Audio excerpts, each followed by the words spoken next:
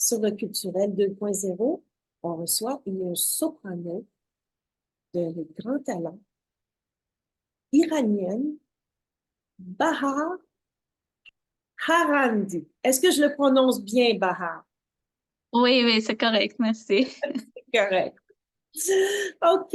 Alors, Bahar, parle-nous un peu de toi. Tu es arrivé il y a quelques années au Québec. Alors, raconte-nous un petit peu ton histoire. Oui. Bonjour, je m'appelle Bahar Harandi. Oui. Je suis iranienne. J'ai fini mon baccalauréat en Iran pour jouer le violon. Et puis après, j'ai déménagé au Canada pour apprendre le chant. Alors, j'ai commencé à chanter comme académiquement actuellement au Canada. J'ai déménagé au Canada 2014, mais j'étais au Victoria pour 3 années, 3 ans. Et désolée pour mon français, c'est le troisième langue, alors je fais les erreurs. C'est très, très bien. Désolée pour ça. Oui, alors j'ai déménagé au Victoria. J'ai fini une maîtrise de chant avec Benjamin Butterfield à l'Université de Victoria. Et puis après, j'ai déménagé encore à Montréal, pour finir une autre maîtrise de chant aussi, et l'opéra. Cette fois, c'était opéra, au conservatoire avec Donna Brown. Et je suis au Québec, ça fait combien d'années? Comme 6 ans. 6 ans. Mais l'année passée, j'étais à Vienne pour une année aussi pour faire un programme. C'est avec le système de conservatoire, c'est le 5e cycle, mais c'est un programme comme diplôme artistique. C'est une année de lead et oratorio avec Angelika Krischlager au MDV. C'est une université de musique et les arts dramatiques au Vienne. Et si tu es Oui. partie de l'Iran, c'était essentiellement pour tes études? Oui, malheureusement, chante, c'est interdit pour les femmes au public en Iran. Alors, il n'y a pas les cours comme dans l'université, quelque chose comme académique pour chante. Bien sûr que les femmes chantent encore avec comme faire comme les cours privés, par exemple, les choses comme ça. Mais c'est interdit de chanter comme le spectacle pour les femmes ou avoir les albums ou être chanteuse. Ouais. Et j'ai toujours aimé chanter. Et l'opéra aussi, j'étais toujours attirée sur la musique classique aussi. Euh, Parce que j'étais pas capable de chanter en Iran, j'ai commencé à jouer le violon. Mais puis après, j'ai décidé je veux être chanteuse. Alors, j'ai quitté mon pays pour cette rêve. Mais dis-moi, pourquoi tu ne pouvais pas chanter, mais que tu pouvais apprendre le violon? Oui, je ne sais pas, c'est quelque chose vraiment bizarre. C'est mon opinion aussi. Oui, c'est un peu bizarre parce que dans l'islam, et Iran est un pays musulman. Dans l'islam, la voix du femme, c'est vraiment comme attirant pour les hommes. Alors, quand tu chantes comme une femme, euh, c'est pas bon pour les hommes.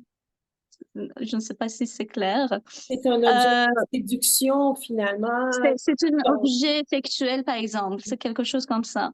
Mais jouer le violon, jouer les instruments, c'est pas ton, ta voix, c'est pas ouais. oui, c'est un instrument. Oui, alors. Merci pour ton explication parce que c'est quand même particulier Oui, à c'est l'Iran. comme danse, par exemple. Danser, c'est vraiment plus sexuel, par exemple, pour les femmes. Alors, c'est interdit. C'est vraiment... euh, je n'aime pas ça. Mhm. Oh, mais oui, Alors c'est justement, bizarre. il y aura ce concert à Salbourgie le 2 avril.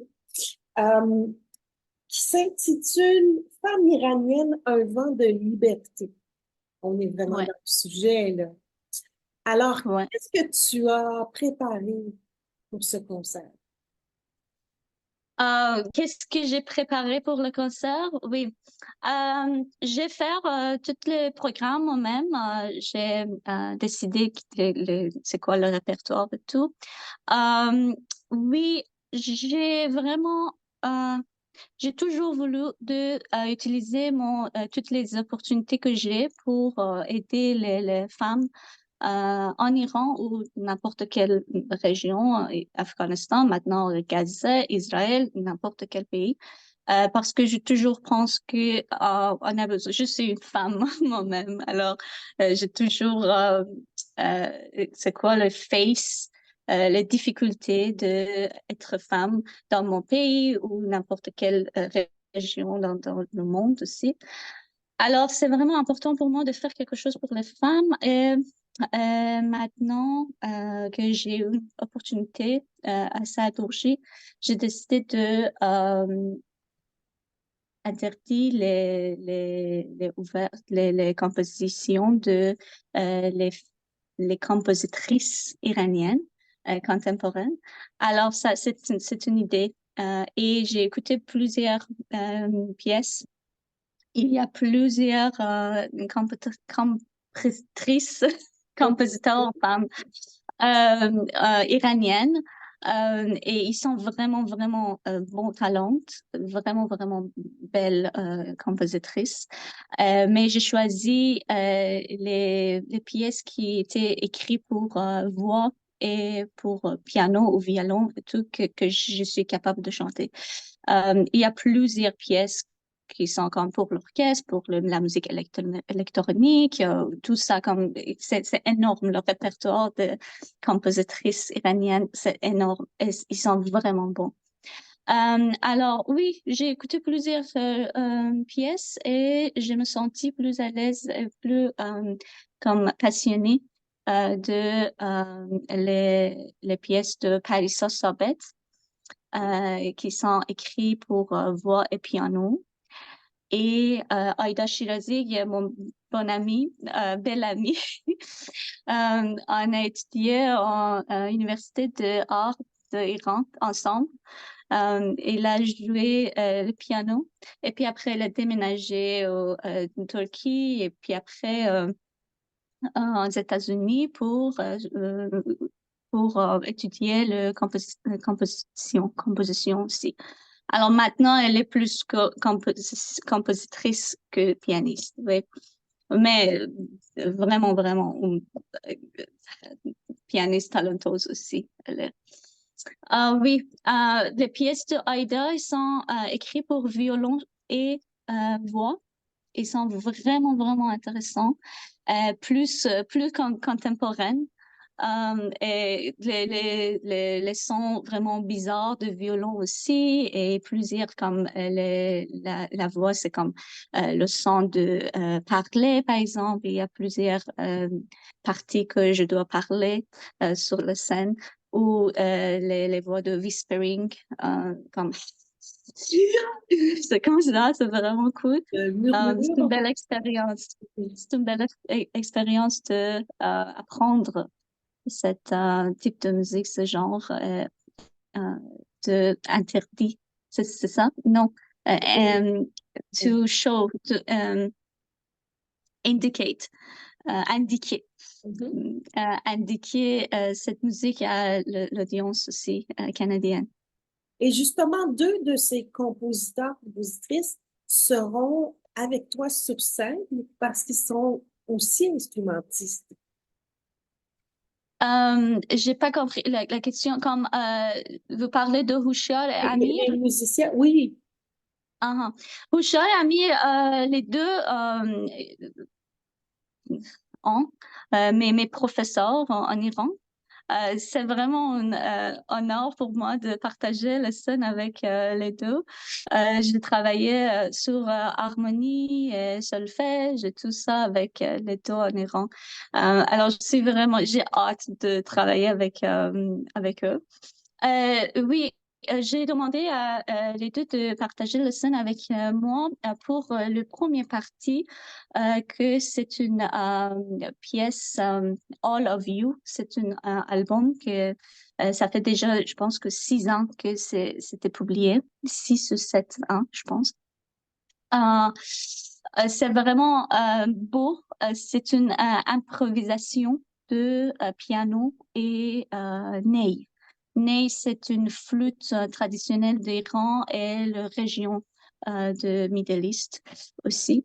Alors, j'ai choisi cette partie parce que normalement, quand on parle de la musique de Iran ou de cette région en général, toujours l'image dans le public de ce type de musique, c'est vraiment la musique classique et traditionnelle de cette région. Mais que c'est vraiment bon, vraiment comme magnifique.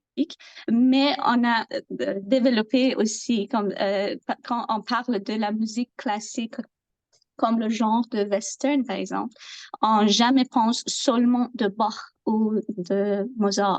C'est toujours changé. Et maintenant, on parle de la musique contemporaine aussi. OK? Iran, c'est la même chose. Alors, j'ai choisi cette partie parce que c'est une musique qu'on peut avoir les deux mondes de la musique contemporaine qui est comme de partie de piano et tout, et le couleur et la qualité de la musique traditionnelle d'Iran aussi avec le ney. Alors ça, c'est vraiment belle combinaison et j'ai choisi de mettre ça à début de concert, de indiquer la musique traditionnelle et moderne ensemble, et puis après, on peut aller pour le contemporain. Après ça, on fait la musique de Paris Sabet. C'est avec piano et voix. Ça, c'est quand même contemporaine, mais c'est plus tonal, c'est moins contemporaine comme le Aïda, par exemple. Aïda's piece. Mais puis après, Aïda, c'est vraiment comme contemporaine. Il y a comme le quarter notes, quarter tones, je ne sais pas en français. Les quarts de ton. Carte ton, oui. Il y a plusieurs cartes ton. Le violon, comme juste faire comme les leçons sur le bois, comme ça. C'est plus moderne. Alors, c'est comme step by step, ça va être plus moderne et plus contemporain. Et puis après, on finit avec 2 pièces de Mina Arisian, une autre amie de moi. Euh, Mina Arisian, le premier pièce, c'est encore un violon et désolé, c'est piano et voix. Et le dernier pièce, c'est juste violon solo. Euh, les, les, les pièces, les compositions de Mina, c'est comme un rêve, c'est beaucoup d'espoir, c'est beaucoup de lumière, c'est plus fluide aussi, c'est vraiment beau. Alors, je pensais que si on mit cette composition à la fin, cette pièce à la fin, ça doit être comme c'est plus ouverte pour le fin de récital. Bahar, si on parlait de ce que tu vas faire après ce concert.